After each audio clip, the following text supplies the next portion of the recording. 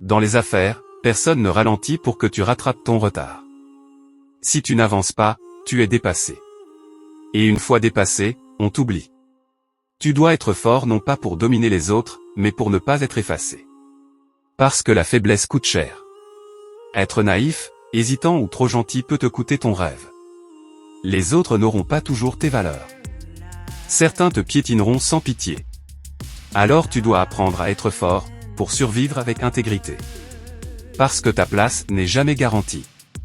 Tu peux avoir réussi hier, et tout perdre demain. Le plus fort n'est pas celui qui gagne une fois, mais celui qui continue de se battre, jour après jour. Penser à la loi du plus fort, c'est ne jamais baisser la garde. Parce que la vie ne fait pas de cadeaux. Le monde est beau, oui. Mais il est aussi rude. Tu peux pleurer, tomber, douter, mais si tu ne te relèves pas, personne ne le fera pour toi. La force, c'est ta seule vraie protection. C'est ton arme. Ton bouclier. Ton moteur. Parce que tu as une mission à accomplir. Tu es là pour faire quelque chose de grand. Et ce rêve-là, il ne se réalise pas avec des excuses, il se réalise avec du courage. De la discipline. Et une force intérieure que tu dois nourrir chaque jour.